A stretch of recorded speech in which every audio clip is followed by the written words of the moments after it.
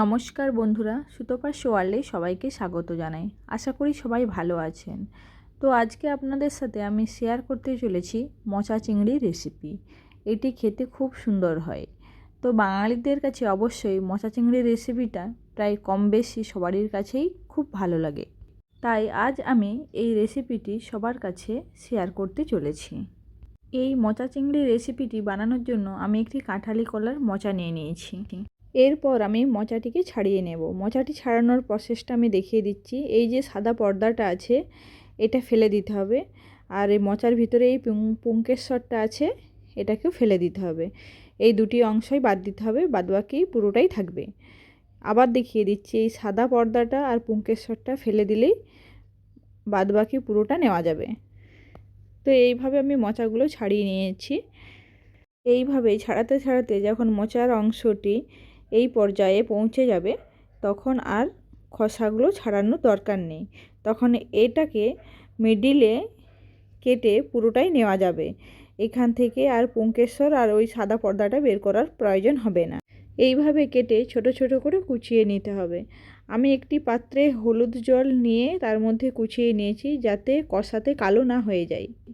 এরপর আমি চুলায় একটি কড়া বসিয়ে তার মধ্যে কিছুটা পরিমাণে জল নিয়ে নিয়েছি, প্রায় 1 বাটির মতো। তার মধ্যে হাফ চামচ লবণ এবং হাফ চামচ হলুদের গুঁড়ো দিয়ে দিয়েছি। দেওয়ার পর যে মোচাটা আমি কেটে রেখেছিলাম সেই মোচাটা আমি দিয়ে দিয়েছি। দিয়ে এইভাবে আমি 15 থেকে 20 মিনিটের মতো হাই আঁচে মোচাটিকে আমি সিদ্ধ করে নেব। তো হলুদ অবশ্যই দিতে হবে, না হলে মোচার কালারটি কিন্তু কালো হয়ে যাবে। তো আমি একটু ঢাকা দিয়ে দেব। ঢাকা দিয়ে আমি এটি 15 থেকে 20 মিনিটের মতো সেদ্ধ করে নেব। এরপর আমি 100 গ্রামের মতো চিংড়ি মাছকে খোসা ছাড়িয়ে পরিষ্কার করে রেখেছিলাম। তো চিংড়ি মাছে স্বাদ মতো লবণ এবং অল্প একটু হলুদ দিয়ে ম্যারিনেট করে রেখে দেব। 5 মিনিটের মতো ম্যারিনেট করে রাখলেই হবে। মোচা চিংড়ির জন্য আজ যে উপকরণগুলি লাগবে আমি একটু দেখিয়ে দিই। একটা টমেটো আমি কেটে নিয়েছি, 3টে তেজপাতা, হাফ চামচ জিরে, দারচিনি স্টিক 3-4টে, 2টো গোটা এলাচ, 1 চামচ হলুদ গুঁড়ো, 1 চামচ ধনে গুঁড়ো, হাফ চামচ জিরে গুঁড়ো, হাফ চামচ লঙ্কার গুঁড়ো, স্বাদ মতো লবণ এবং হাফ চামচ চিনি, আর 1 ইঞ্চি আদাকে আমি পেস্ট করে রেখেছি। তো আর একটা বড় সাইজের আলুকে এইভাবে পিস করে রেখেছি। এরপর আমি দেখে নিই মোচাটি আমার 15 মিনিটের মতো সেদ্ধ হয়ে গেছে, ভালোভাবে সেদ্ধ হয়ে গেছে। আমি এবারে জল ঝরিয়ে নেব। আমি এই মোচাটিকে জল ঝরিয়ে নিয়ে আরও পরিষ্কার জলে 3বারের মতো আমি ধুয়ে নেব, যাতে মোচাটির মধ্যে একটু তেতো ভাব না থাকে। আমি এইভাবে পরিষ্কার জলের মধ্যে ভালোভাবে ধুয়ে নিয়েছি, দেখতেই পাচ্ছেন। এরপর আমি চুলায় একটি কড়া বসিয়ে নিয়েছি। কড়াইয়ের মধ্যে আমি 6 থেকে 7 চামচ সরিষার তেল দিয়ে দিচ্ছি। আমি রান্নাটি অবশ্যই সরিষা তেলে করব।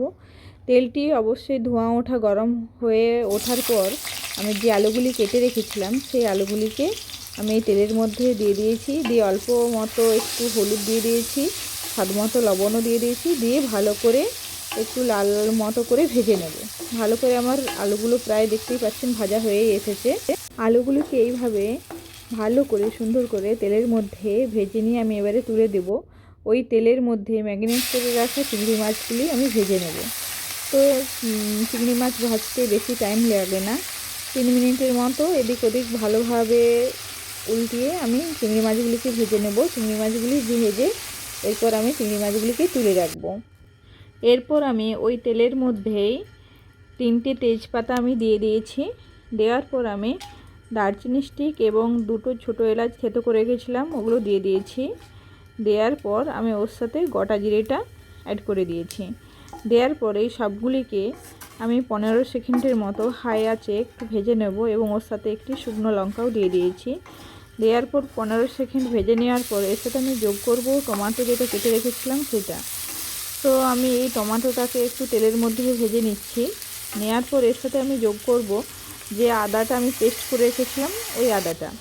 তো আদাটা দিয়ে দেওয়ার পর আমি এবারে সব মশলাগুলো আমি দিয়ে দেব। লঙ্কা গুঁড়ো, হলুদ গুঁড়ো, জিরে গুঁড়ো, ধনে গুঁড়ো, চিনি আর লবণ স্বাদ মতো। তো এই সব মশলাগুলো আমি দিয়ে এর সাথে আমি অল্প একটু জল অ্যাড করব, প্রায় 3 থেকে 4 চামচের মতো, যাতে মশলাটা ভালো করে কষানো হয়। তো আমি এবারে জল দিয়ে ভালো করে 2 থেকে 3 মিনিটের মতো মশলাটা ভালো করে আমি কষিয়ে নেব। আমার মশলাটা কষানো হয়ে গেছে। তেল ছেড়ে এসেছে মশলা থেকে। এরপর আগে থেকে ভেজে রাখা চিংড়ি মাছ এবং আলুগুলোকে আমি মশলার মধ্যে দিয়ে ভালো করে আবারও 2 থেকে 3 মিনিটের মতো কষিয়ে নেব। তো আমার 2 থেকে 3 মিনিটের মতো আলু আর চিংড়ি মাছগুলোকে কষানো হয়ে গেছে। এরপর আমি যে মোচাটিকে আমি আগে থেকে সেদ্ধ করে জল ঝরিয়ে রেখেছিলাম, ভালো করে জলে ধুয়ে জল ঝরিয়ে রেখেছিলাম, ওই মোচাটিকে আমি এবার কড়াইয়ের মধ্যে দিয়ে দেব।